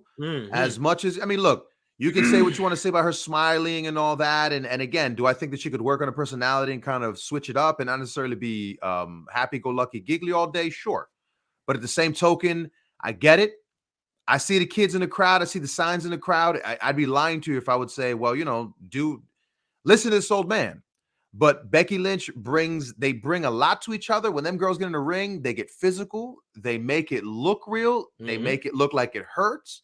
Clearly, in these last couple of weeks, they turned it up. They got hurt a little bit. I dig it. I'm intrigued. I'm a little excited to see what they're gonna do. I think this could be your match to steal night one. I think it has a chance to try to I'm sure they're going to try to outshine Charlotte and Ronda. And I can't wait to see how they're going to do it. Now, here's my thing on that. I don't believe they're going to be on the same night. That's what the thing I was talking about. Okay. I think I got you. Right. I think Charlotte and Ronda is going to be their own main event. Unfortunately, I don't think it should. I really think it should be Becky and Bianca. But because of the name Ronda Rousey, I believe they're going to make that a main event. I think Becky and Bianca will probably move to night 2. That's how I look at it. They probably go to night 2. I think Charlotte and Ronda will be the night 1 main event. But no, I think Becky and Bianca have been having a good enough feud for you to believe, hey, Bianca is the baby face I want to root for. She's white meat baby face in her own way. Yeah. If you've seen her. Becky cut this weird promo Monday, Vern. I don't know if you saw it. It was odd. It was just odd. I don't know. I'm not gonna touch on it a lot, but I was like, this isn't big time Bex. This is like some other chick. This is some other different character she's trying to portray. Yeah. I don't know if maybe it was from her getting elbowed in the throat and then doing the thing back to her, and they're trying to like blend that together. I don't know, but it seemed overwritten. Forced. Right. Yes. So there was an idea, and no matter if it was good or bad, this idea was going to come across to you, whether like it was like, hey, we want you to believe this is a bad person, so you're going to think it. Right. Because they cheer her. They like Becky. Correct. The big time Bex is about being cocky as hell and being able to say some slickness and just get you fired up because she's talking that talk. I think she started blaming the fans, and I'm like, you came back at SummerSlam and they cheered their lungs out for you. Yep. You hit that rock bottom, and they popped when you won the match. So now they don't like you. It's their fault. I was just like, and it's just like I'll go back to the comic book reference. What is that called? Retcon. You can retcon whatever you want to tell whatever story you want. So it happens in wrestling. You can retcon any portion of a story that you want just to be no, it's the fans' fault. But like, wait a minute. What about SummerSlam? Nope. We don't talk about SummerSlam. Exactly. It's just like, okay. Cut that. Cut that. Nope. What's that? Nope. Make sure to clap really loud because that's the edit. That's where. All right, that's the edit spot right there. Right. All right. Let me pick one. I'm gonna go with number 3 here. They're showing here. Drew McIntyre, Happy Corbin. As much as we were just saying Becky Lynch and Bianca Belair, I was behind, and we're behind, and like we really want to see. This is album filler, bro. This is album filler. This is an interlude. No, this is an interlude. 100%. Right. This is an interlude, and this ain't even a good one. This is just one guy doing multiple voices. Is sitting in the studio by himself. Right. So Drew is to me. Drew's over. I don't care what you say. They put the belt on Drew. Drew's Yeah. over. My kid loves Drew. Drew. It wasn't his fault. Drew my will daughter- always go down. Yo, Vince needs to pay Drew till Drew can't walk no more. Drew is the Because pandemic Drew champion. carried the belt in the pandemic. Bro. When what Most were you important gonna do? champion at that Who time, else too. were you gonna put that belt on at that Right. time? Man, that was That rough. man had to work crowds in front of nobody. He work was TV screens. dude. He was over. His story getting there to defeat Brock at that Mania, which was supposed to be in Tampa the first time, was over the top. He had that segment with Brock where I think he gave Brock a Claymore on the stage. And you can hear Brock like, grab the belt, get the belt. You can hear Brock telling him, hey, grab this. And he throws his arm up in the air with the belt and the place goes nuts. And it's like, okay, we know Drew's going over. Brock's the big bad heel. We know Drew's going over. And it sucked that he had to do it in front of nobody. He just did it to everybody at home. And Drew, I mean, I believe Drew needs something more than this. So let me ask you a question. Is Drew a one-time use? Was Drew a giant firecracker that he got lit? Listen, they rode the rocket to the top. He's exploded. He's descended back to heaven, and that's it. We're done. I don't think so. I think. Do you think he has another run in him? You know wrestling, bro. You're hot. You got to cool down. Sure. You're hot again. I think. But do you see Drew McIntyre getting hot again? Do you see them strapping the rocket to him like they did before? I think so. It all depends on against who, though. It all depends on who. And right now, I don't think it's going to happen anytime soon. I mean, look what they're doing right now with the title in night 2 that we see. It's Brock and Roman. They're both champions. They're both. One is going to lose their title. One's going to lose their title. They're leaving with 2. They had done this before when it was Cena Orton. And both of them had belts at the same time, and both champs were traveling. The champion was traveling both shows, doing both. So Lord knows if they're going to do that, if they're going to completely unify. Maybe they call it the WWE. Well, that's the name of it there, WWE Universal Champion. Who knows? Whatever they're going to do there, maybe have the guys carry both belts out. The undisputed belt again. All right, undisputed title. Universal. Who they maybe call it the WWE UUUUU Championship. Who knows what they're going to call it? But I don't think Drew is going to be anywhere near the tippy top where he just was during the pandemic anytime soon. I feel like if you made the guy, the number one guy, with certain exceptions like Kofi Kingston, because Kofi Kingston's just had a crazy wave. Yeah, I don't feel that way with Drew. Drew's story was long. Drew's story was not calculated. That's not the word I want to use, but it was like. It was thought out. It was well thought. Yeah. It wasn't like, damn. It had a good pace. It had a good pace to it. With Kofi, and don't get me wrong, I loved Kofi's reign. It was dope watching him defeat Daniel Bryan and all that at Mania, and they had Kofi Mania and all that. And it's like, but it was like, okay, he did that gauntlet match, and it's like, man, the people are really behind him. He wasn't even supposed to be in that match. It's supposed to be Ali. Ali got hurt, and it's like, I plucked Kofi, and the people really got behind Kofi because they let him work long, and the people love Kofi. People always love Kofi, so it was like, let's see what happens. I feel like that's what it was. It was on a whim, and it worked, which is fine. That's not the case with Drew. Drew, they established as the top guy. I feel like right now, they're just like, we got to cool him off. It can be something as simple as a Royal Rumble win. He gets a little hot buildup in November from Survivor Series to Rumble. He then goes to the Rumble, wins the Rumble. Then he has that long, drawn-out 3.5 month story where he's trying to get back and win the belt. It's something for a guy like that. It's that simple for me. But I think so. What about you? I mean, look, I think, like I said, hearing you talk about it, I want to get behind it. I want to believe it. Yeah. But I think, I don't know, man. Part of me feels like Drew's a guy that had a huge resurgence. Drew reached heights I never thought he'd go back again. Right. I never thought he'd be back to where he was after going back. Man, the first time I saw him at Evolve after he came back and he was ripped and it was like, geez. And he's working all these indie shows and he's killing it. And it's like, oh man, this guy's ready for the Fed again, right? Right. And then to see him back there, and then in the pandemic, right, he finally made it. He finally gets his moment at the Rumble, and it was like, wow. but that was special. That was unique. And again, Right. that's something you couldn't have. And so the fan in me hopes that he'll get his chance to do it again in front of people. Yep. Oh, my bad. Because he deserves that. In a way, it's almost like it's like you hope it for the guy because he carried the torch in the pandemic. He deserves to get at least even a taste of it in front of the people. Nah, for sure, for sure. But at the same he deserves token, it. where he's at now, man, the thing with the sword and all that.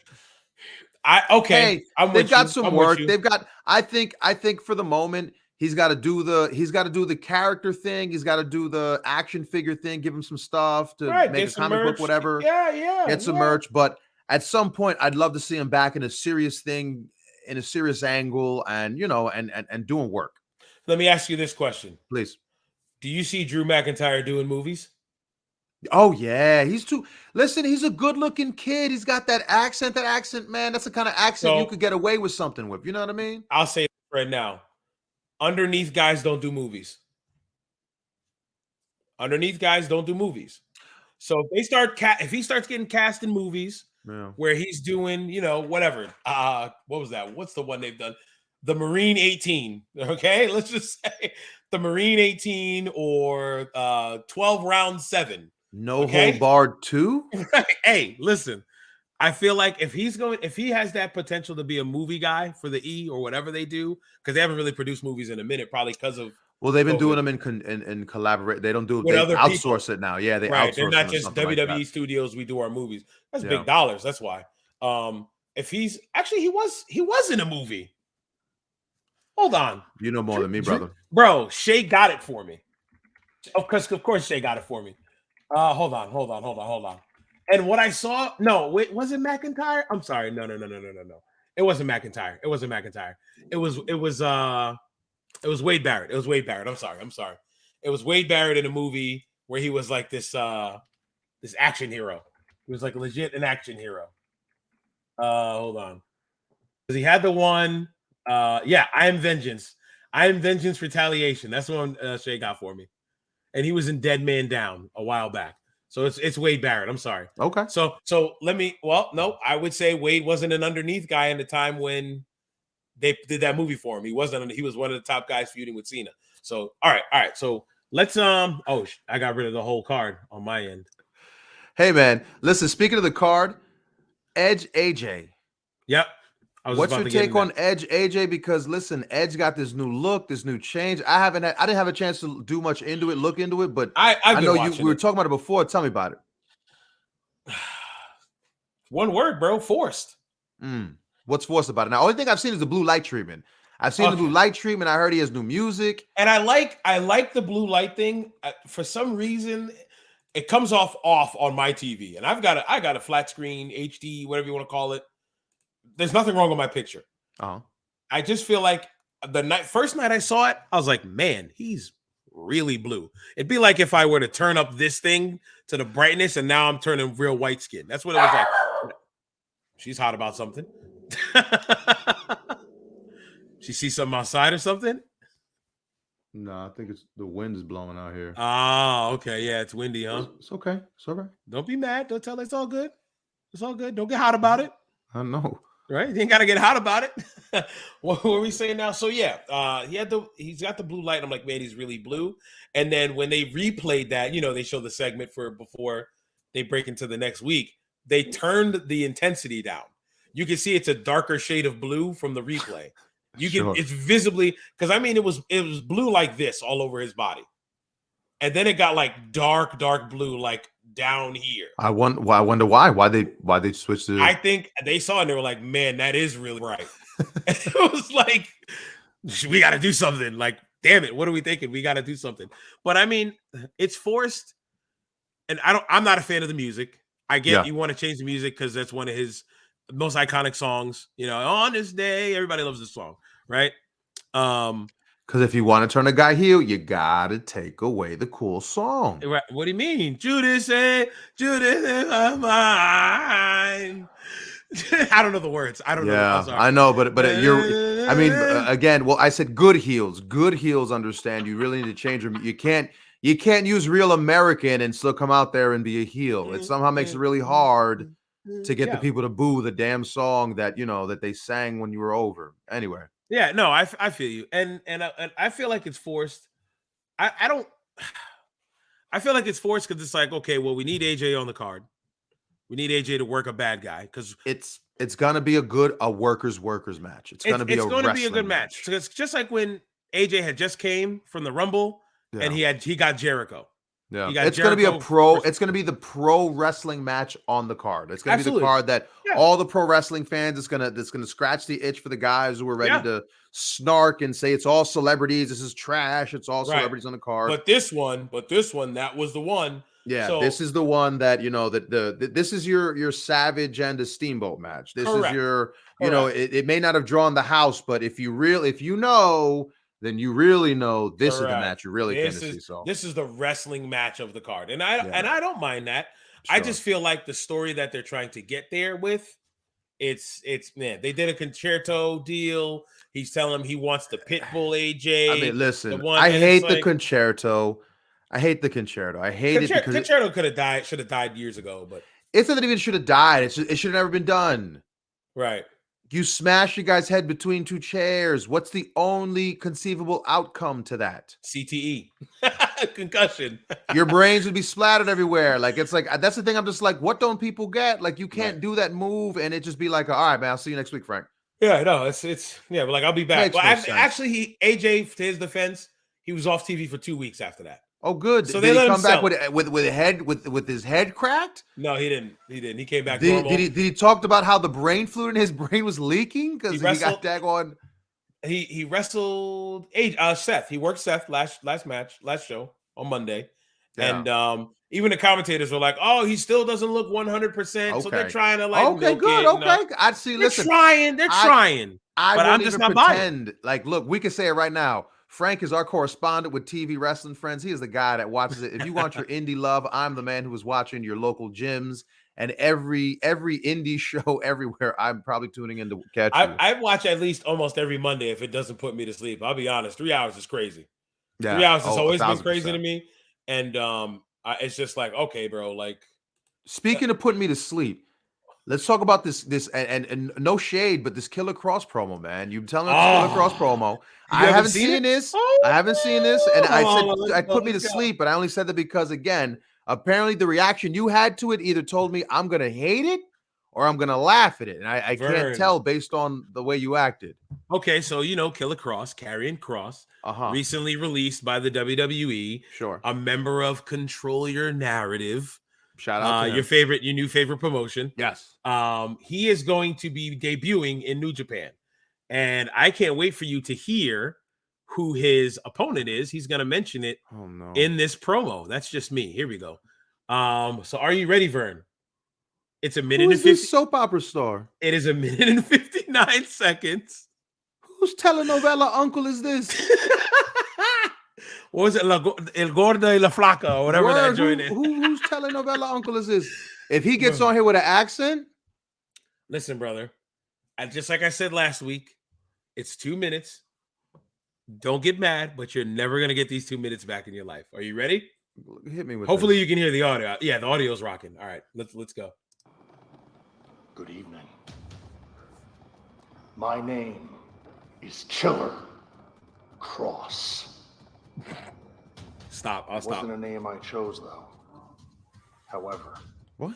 It was a name given to me. By who? By the people.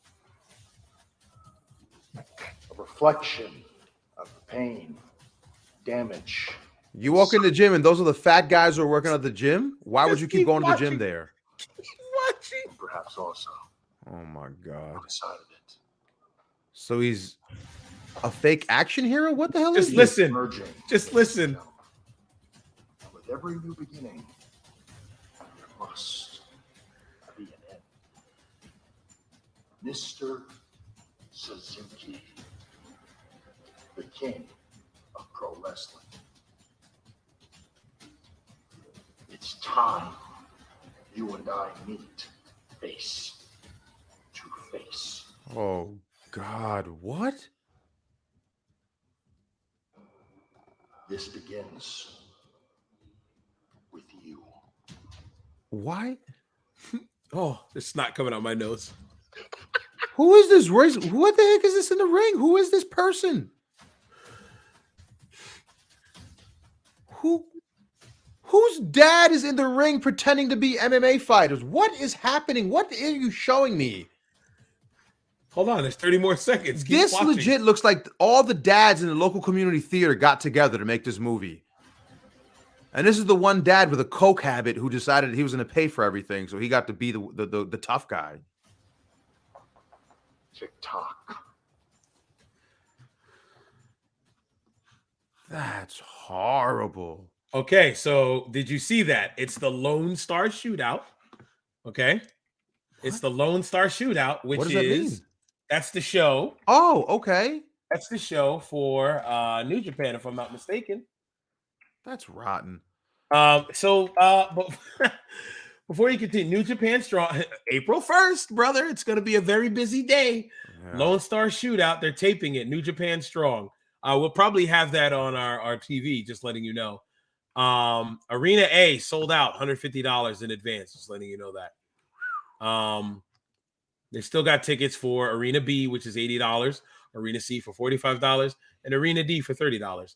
This is going to be at the Fairmont Hotel in Dallas. So yeah, doors at 4, bell time at 5.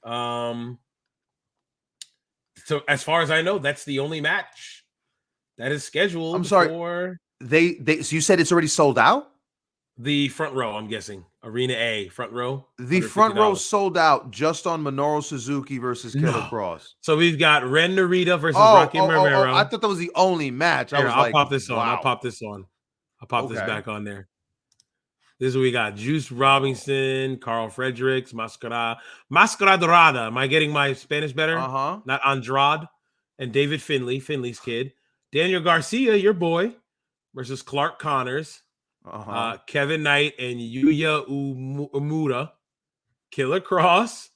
Minoru Suzuki. Wait, second match. This is an 8-man. That's an 8-man I was just reading. Holy crap. Wow. Rotten. Speedball Yup, shout out to Speedball. versus Jay White, Chris Dickinson, the Dirty Daddy versus Ishii. I think I'll watch this. Jonah versus Blake Christian. Another And 6-man. 6-man. And it's got my man Block the Hate, Darren Young, in it. And you got Filthy Tom Lawler, Alex Coughlin, and all those guys. So yeah, man. All right, let's get back to the promo. What you think, brother? Okay, no. First of all, that promo was. I don't like What the fake. Promo, Vern.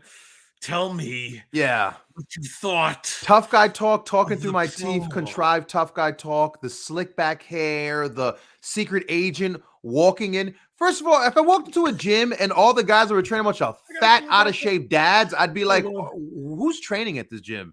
Like, what was the point of that? He just picked a random gym off the street, decided he's going to walk in there and beat up all the local freaking little league team coaches. Like, I don't understand what was the point of who he beat up.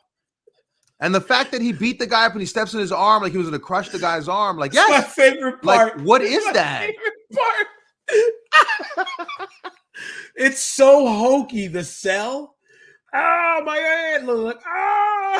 But my thing is like, but then, okay, why are you showing yourself removing your clothing to get into the ring to fight, right? The team mascot without the uniform on, and freaking, you're then going back to, and I'm gonna get you, and you're taking off your clothes. Why are you voicing over? Like, it was just so stupid. What's the point of recording you walking in to assault people, right? That's the other thing.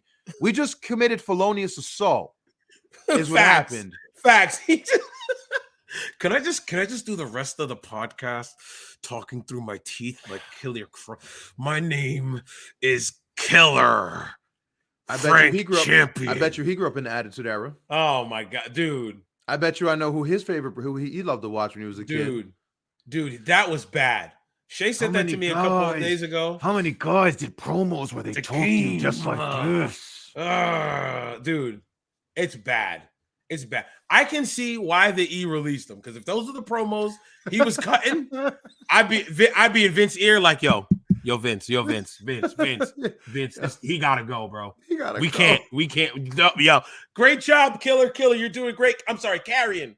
Great job, Vince. He gotta go, bro. Vince, pack him up. Give him his severance. I can't write anything more for this guy. Did you happen to hear his interview on satellite radio? No. You got to get it when you get a chance. Listen to his interview on satellite radio. I won't. Tell me, give me the highlights. You know what? The guy was real somber. He was like well-spoken guy. Of course. Very, very, very optimistic. Shocked about everything. Said that he, did everything he could, nose to the grindstone, and they just pulled the rug out from underneath him. It was just a guy who got blindsided that he never got a chance to really be who he was going to be there and excel the way he knew he would. And they're lost, man. They're lost. I'm going to say this. Shoot. I was never a fan of Karrion Kross. Never a fan of the Karrion Kross character. Brady's shaking it up. Karrion Kross character in NXT. I think they tried to bill him as this big, huge monster. What do you mean they tried? They did. He was undefeated forever. Okay. They pushed that narrative to you. Okay. Did you believe it? Listen, you control your own narrative, all right? You like how I did that, right? Unless you go into the pit, unless you go into the chaos pit, and then it's all off. I was setting up that volley for you. Dude, they tried their best to make him seem like this monster. But when you're in the ring with Adam Cole and you stand only an inch taller than him, I don't believe you. I don't believe you. You build as this big, huge guy, but then you get on that main roster and you just look. I said, when he gets to the main roster, he's going to look like an average dude. And that's exactly what happened. Then they put this big, stupid X on him because Cross, right? Cross, let's put a huge X on him. Let's put a Brutus Magnus helmet on him. Please tell me you remember Brutus Magnus, Nick Aldis, when he first came to TNA. Oh, heck yeah, when he had that horrible gimmick on him. Put that Brutus Magnus mask on him and then be like, yeah, go figure it out. Go get over, kid. I knew it wasn't going to work. You mean dress him up like a leather daddy and tell him, go do your thing? I knew it wasn't going to work. And you can just tell, bro. There's certain gimmicks, you just see it and you're just like, nah, this ain't working. Kazarni. All those vignettes for Kazarni. Kaval. It's just like, no, his little breathing gimmick where it just doesn't, no. Okay, do that somewhere else. It's not working in the E, bro. It's not. That stuff just doesn't work. It doesn't. And that's all I'm going to say about it. That promo where he's talking through his teeth like this is freaking corny. I mean, look, corny. I get it. He's kind of look tough. But like I said, in a world where, look, wrestling, we get it. Look, I get it. We all know how it works. Everybody knows how it's done. But it's just like, can't we just treat it like magic? Just treat it like magic, right? We all know magic will work. We all know magic will work. But you know what? Magicians don't go around telling you the secret how they did the trick. Right? Respect it like it's magic. And so at some point, you got to treat it like it's real. So when you show a guy walking in to a vignette and he just beats up random people like it's a movie, right? It's all it was. It was a movie trailer for a movie I don't want to watch. It was one of those sci-fi movies we used to watch 100%. On Friday nights. That is 1,000% coming right after Mega Shark versus what the heck? Mega Shark versus Dinosaur or whatever. Robo-Dial or something. Robo Shark or something like that. Yeah, it's Robo Shark Marcus Megalodon was one other one too. Absolutely. All right. So speaking of people that are gonna need new gimmicks and figure it on out, let's talk about this class that came out. I got a photo of them. Boom, here we go. Bam. I love how that covers our whole entire screen. Yeah, usually we have it where it's not covering us, and right now it's covering us, so that's perfect. So we're going to talk about them. I'll be quick. This is from the WWE website. How do they not have a date? They just don't want you backdating stuff, huh? Let me see if I can find one. This is from March 17th, so a week ago. So about a week ago. Okay. All right. Let's do some of the names. They look like they highlight some people. Okay. So they've got, I'll read it real quick. Newest class of recruits reported to the WWE Performance Center, Orlando, Florida, this past Monday to begin their journey to WWE superstardom. Yeah. I feel like that's going to be a show name. WWE superstardom or something. It They're looks like gonna it, doesn't keep it? churning out the content, my friend. The 14 hopefuls include a variety of up-and-comers who have already made names for themselves on the independent scene, one second-generation superstar, and several standouts from football, gymnastics, and rugby, a.k.a. the typical. They get indie guys, they get guys they can mold, and then they have some people that are kids of, stars. So nothing big there. This girl, I cannot tell you which person's which on this screen. I couldn't tell you, except for, I think, her right here. I don't know if you can see me circling that on my mouse. No. Next to the blonde on the far left. I Yes. believe that is Roxy. That's Roxy. Yeah, that's Roxy. Yes. That's Roxy. I'm not sure which one is Santino Marella's daughter. So Santino Marella's daughter is somewhere in this mix too. Isn't Santino Marella's daughter the girl not in the dead middle, but the one to the right of the girl in the dead middle? The blonde? No? Is that not her? The one with the hand on the hip? It could be. So let me see. I'm trying to find all the names. The girl all the way to the right is Notorious Mimi. Okay. Right? Is that her name? I don't know. I haven't seen that yet. I haven't read it all. So. Oh, okay. Let me see. Nope. There's a lot. If you click at the top, if you click through the pictures on the top, it'll take you through and it'll show them each person individually, because that's how actually I learned who they were. The pictures of the top. What are you talking about? On the top of the screen when you go to the hold on. Because I'm here. I'm gonna have to go to the article myself now. Yeah, you got me looking because I'm looking at it and I'm like, where? They have some. Oh, I think I see what you're talking about. And then you pull through. Aha. Here we go. This is easier for me. Here we go. All right. So this would be. Is this Shorty on the far? No, this is. I feel like, okay. This is the girl on our picture here that is to the second from the right. Her name is Teresa Scheisler. She's Fallon Henley, 24-year-old Tampa, Florida native, 5 years experience under her belt, working the indies under the name Tesha Price, or probably Tisha Price.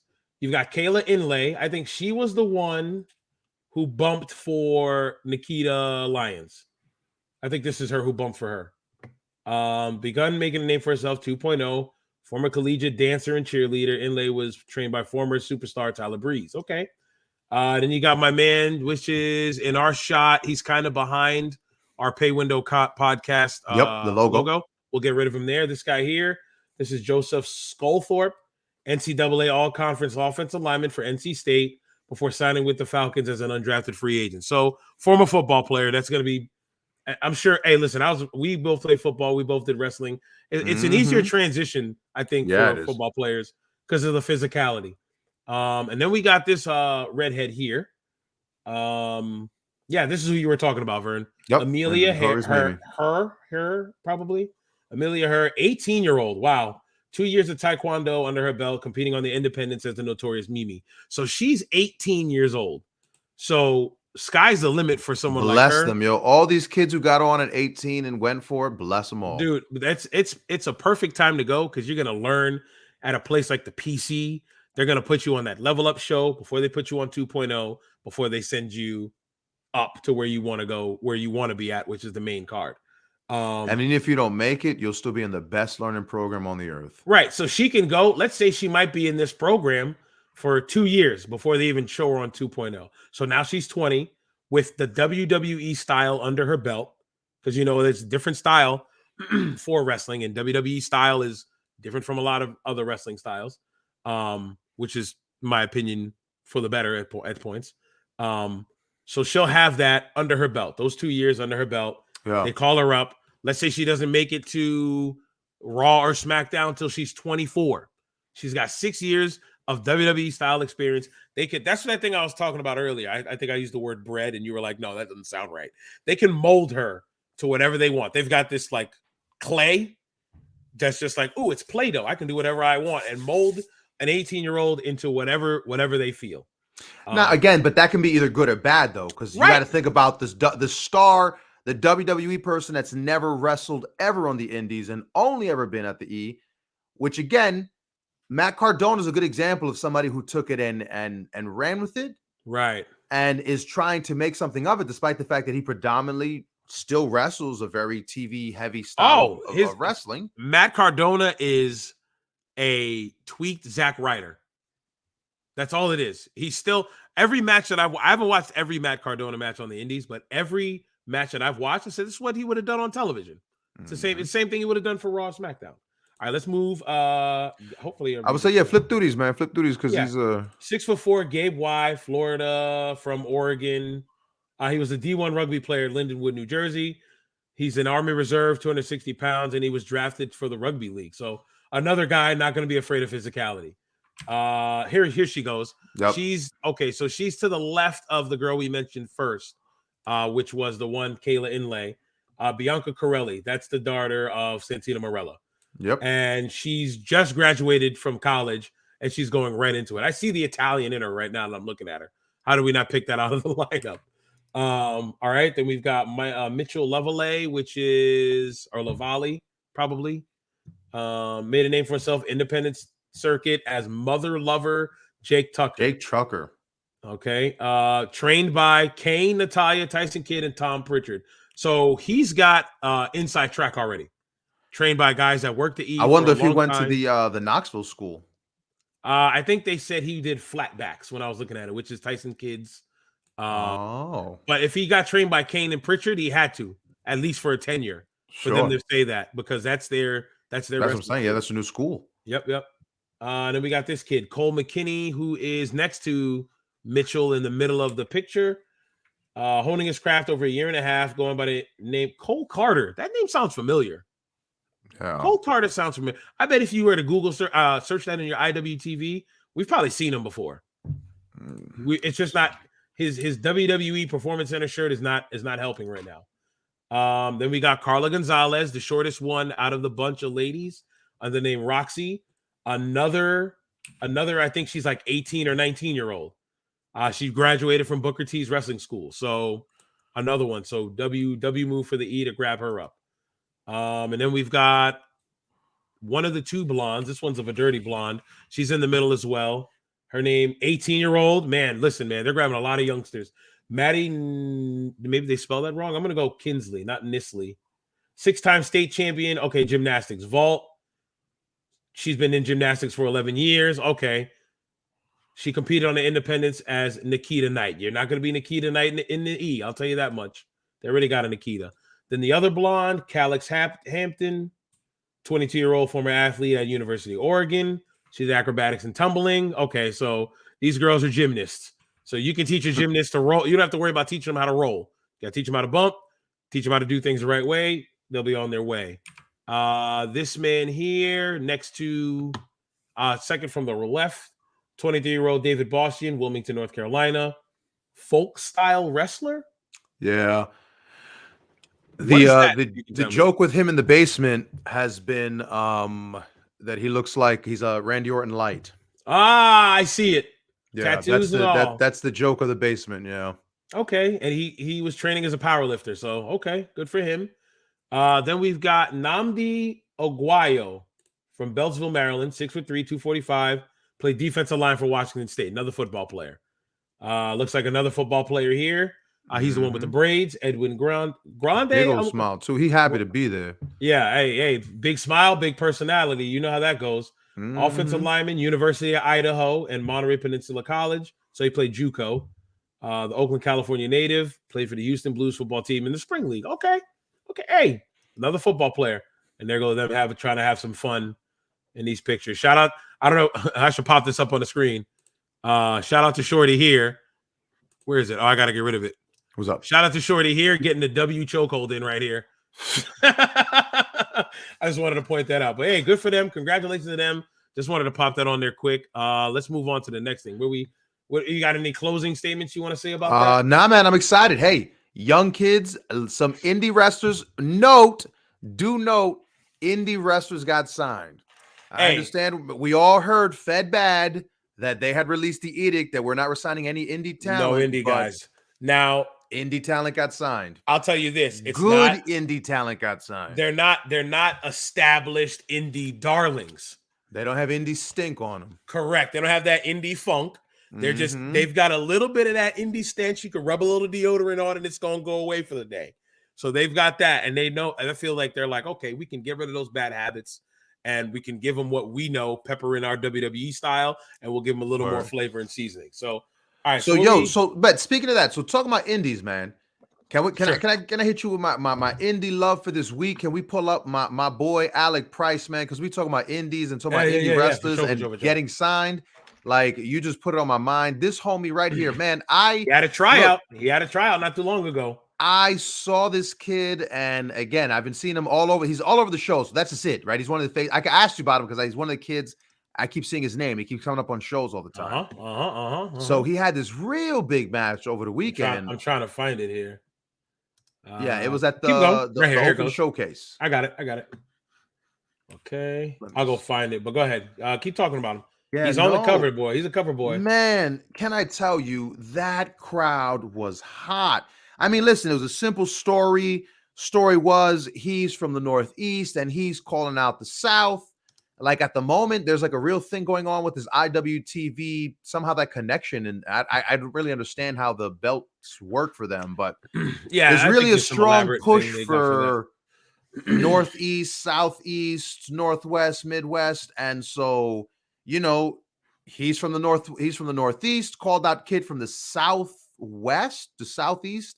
And the kid responded, came back with his belt. And hey, man, these two guys are going to have a fight over a title. And for what it's worth, I never heard of the belt, never heard of the place to work for, but man, this crowd was white hot and they were ready to see two guys tear each other limb from limb. Yeah, man. Alec Price and I'm trying to remember the other. I'm trying to remember the name of the other kid. Hold on. I took notes on the match because it just really, the match just had me hyped, man. The match I like this part here. I like this part where he was firing up with the fan. Fan gives him a slap across the face. Like, come on, let's go, right? Yeah, I like that. Everybody's wearing green. Yeah, Alex Price and Jaden Newman is the other kid, man. There we go, Jaden Newman. Yo, the crowd is hot. Northeast versus Southeast. That was the beef. And again, it's an old beef in terms of like, okay, when we was kids and we went to middle school, right? It was the East versus West. East versus West. So beef, right? Yeah, Biggie man. And so Tupac, I get it. But here we go. Wait till they lock up, man. These kids get a strong lockup. These kids have a lot of passion. They really brought it. Newman. Yeah, no, this dirty-looking kid. Look, they did their thing. Hey, he looks unlikable, to be honest. He does. He looks unlikable. I like it. He looks like the valet who takes your keys and when he gets in your car checks for change immediately. Like he starts putting things in your change drawer. Digging in your change spot. Yep, absolutely. All right, so we're gonna go ahead. Now, I'm not going to say that I have any ties with Alec Price. Alec Price helps out at the Belltime Club.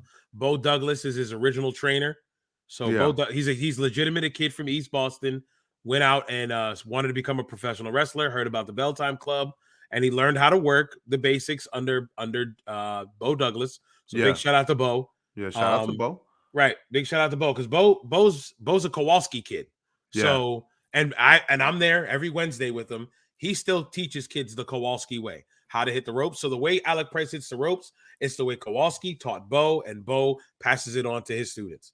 Right. So I love that, and I value that appreciation that these kids are getting to learn the way that a lot of the guys back in the day learned how to work. And there's not too many. There's not too many of those at all anymore. So he's one of the kids that have that training regimen. And look, and I'm telling you, you know me, normally I would be, and look at how skinny this kid is, but I'm telling you, it works though. These kids, the fire with this crowd, like, again, it's indie wrestling. So I'll be honest, I set my expectation. I'm not going to see guys who are jacked, who are juiced to the gills. Of course, you're not. And the few that we see are usually horrible looking and look like they shouldn't be that big. Right. But these two kids, they match well. These two kids match well, and check it. They start laying it in from the beginning.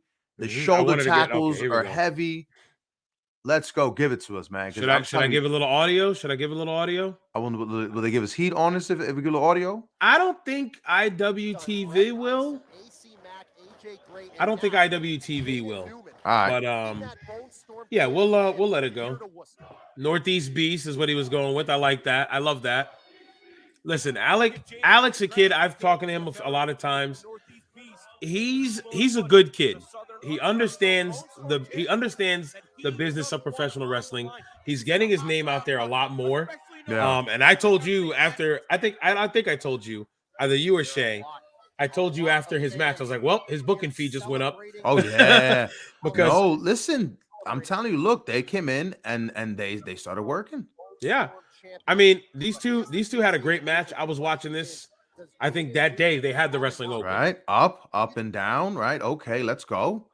Right, Let's go. The kid is solid. Both guys were solid. Let's not just talk See, about and this is what I'm saying. Alec See, Price, look, but both kids are making solid. them work. Look, making them work the hold, work the hold. Right. Hey, little things. When I saw, and this is what brought me into it. When he had the headlock and he refused to let him out, just like again, just let him slip out of it and just trade it back and forth, but actually let it, like worked it like a shoot headlock. Right. I said, okay, kid, I'm in. You're actually working some psychology. Show me what you got. So he's been making a big name for himself up in Maine, Limitless Wrestling. Yes, I see him a lot at Limitless. Yeah, he's the current champion at Limitless. He's working the places you want to work in New England, I believe, besides Chaotic.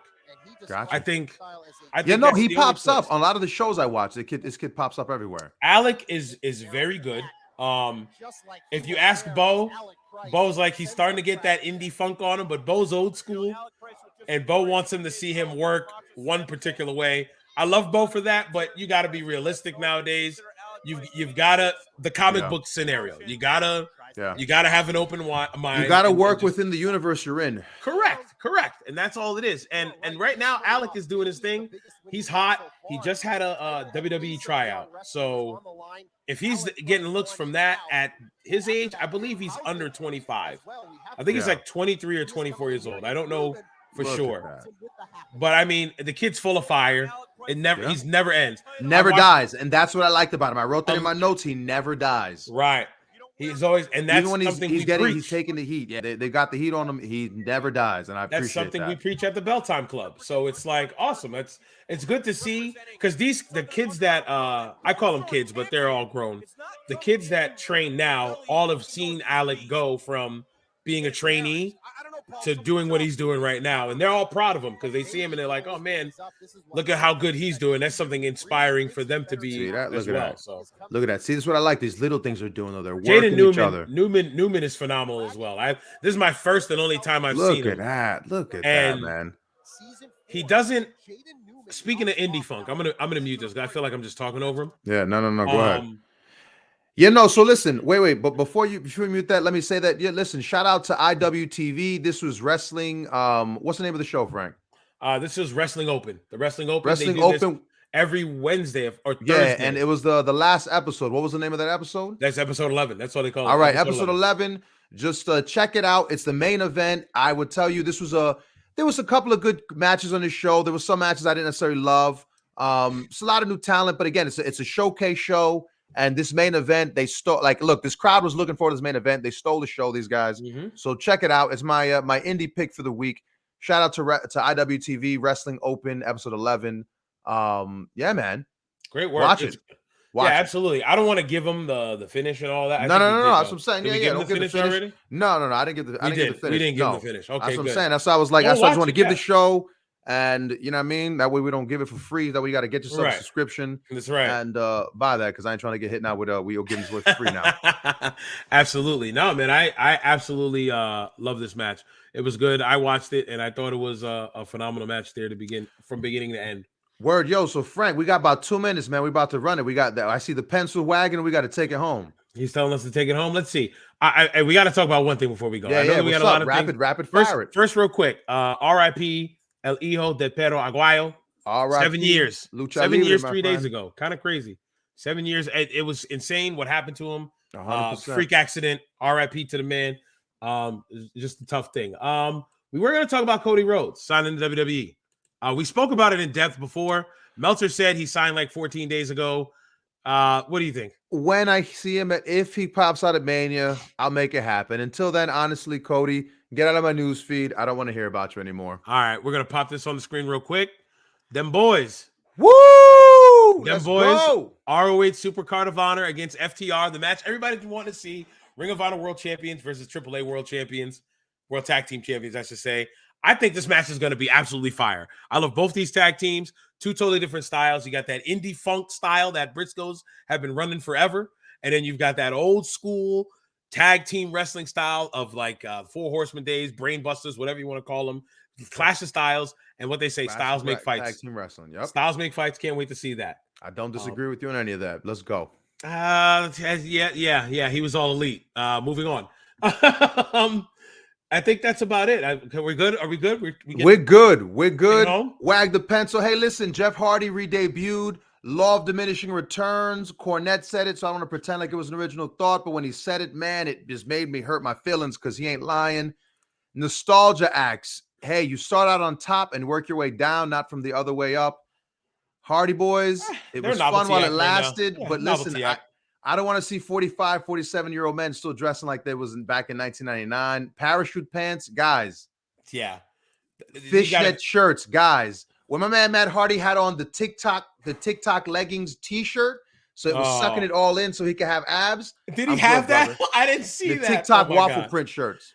Real quick before we get to take it home, Briscoe's also won the Crockett Cup.